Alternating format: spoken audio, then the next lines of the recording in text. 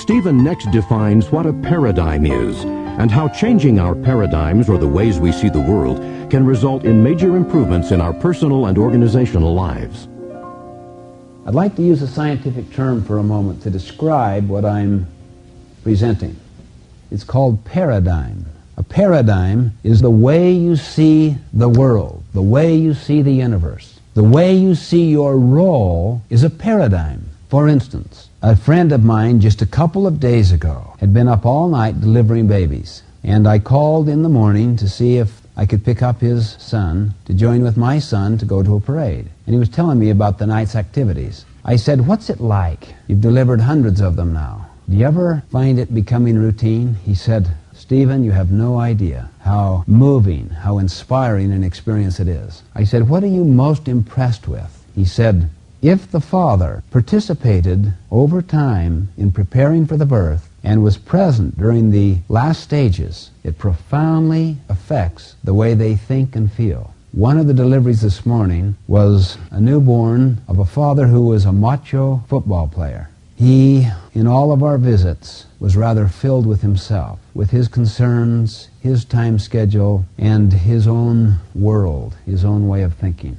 He said, "This morning I saw him picking up the phone and calling his parents and unable to speak. He was so moved, so overwhelmed. A new family unit was being formed. His role was changing from one of husband to one of father. He sees things differently. He will never be the same again. He could slip back if he's not careful, but his paradigm, at least for this morning, I'm using my language now, has shifted. And that will produce a dramatic, revolutionary change in his behavior and attitudes." That's what a paradigm shift is. In science, you'll find that every significant breakthrough was a break with. It was a break out of old ways of thinking. Einsteinian physics eclipsed Newtonian physics. It's a relativity paradigm. Remember what a paradigm is again? It is the way you see the world. It's like a map of the territory. The relativity paradigm had higher predictive and explanatory value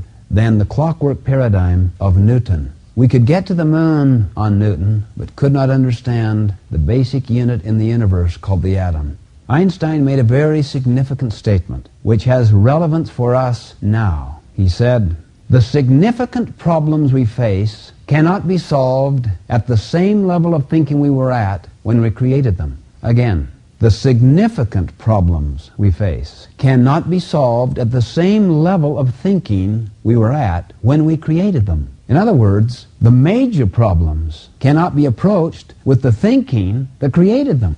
It requires a new level of thinking, a new paradigm. Take the field of medicine. Until the germ theory was developed, which was a better map of what was happening out there, a high percentage of the women would die in childbirth. They even preferred to be delivered by midwives because there was less childbirth deaths. No one could understand why. Men in the lines who were wounded in the army were dying more from the wounds, small wounds, than some of the major traumas on the front lines. As soon as the germ theory was developed by Semmelweis and others, a whole new paradigm, a new map, a better, improved way of understanding what was happening, made dramatic, significant improvement. A whole different way of thinking. Study yourself. Study the way you see the world. In the last analysis, your head creates your world.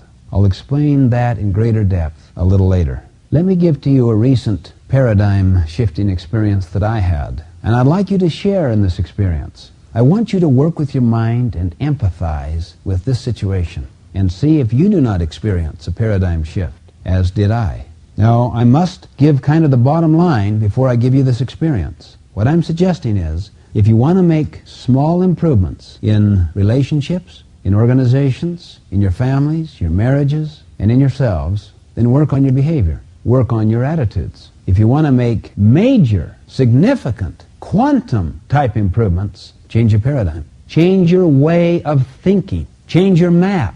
All right, now let me give you this experience and see if it does not happen to you as it did to me. It was a Sunday morning in New York. I was on a subway alone. It was a rather quiet morning. The subway was no more than perhaps a third filled. Very unlike, I'm sure, the raucous night before. People were just quietly sitting there, and some were reading their newspapers. It was kind of a pleasant, quiet morning. Now empathize, project your consciousness into this scene. All of a sudden, a man and his children, a large group of children, got onto the subway. And they were so loud and so noisy, so raucous, that instantly the whole climate had changed. The man sat right next to me and did nothing about this whole situation. Everybody was yelling back and forth, throwing things, even grabbing people's papers. I mean, it was very disturbing. The man next to me did nothing. You're sitting next to him, and you witness this, disturbing everybody. How irritating, how upsetting. So I turned to him after a few minutes and said, "Sir, your children are really disturbing a lot of people. I wonder if you couldn't control them a little more." And he was looking down, kind of lifted his gaze as if to come to a consciousness of the situation, and said, "Oh, I guess I should. We just came from the hospital, and their mother just died about an hour ago. And I guess I don't know what to think, and I guess they don't know how to handle it either." Now, do you see that situation differently?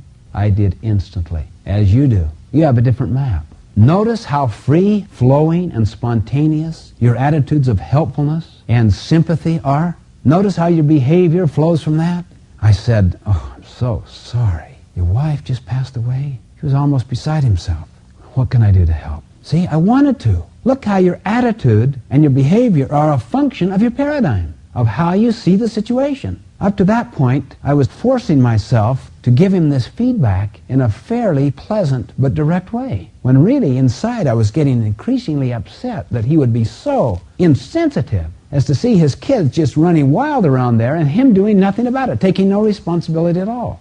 But the whole situation changed, as it does with you right now. You'd want to help him, and that involved doing some other things. But you'd want to. You could feel the sympathy and the plight, the misery of another human being with his family. And he was almost incapable of coping with such a major thing that had happened.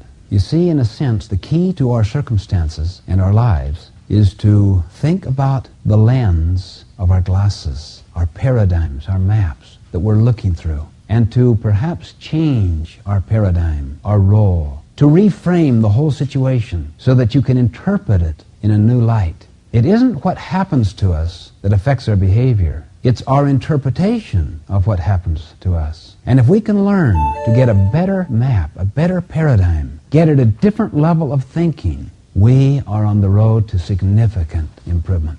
My friends, these 7 basic habits represent each one a paradigm shift from the traditional way of thinking, from the popular patterns in society. Each one of them. I think you'll discover that as we go through this presentation, and I will make it explicit near the end of the presentation in part 3 when we review what we have covered.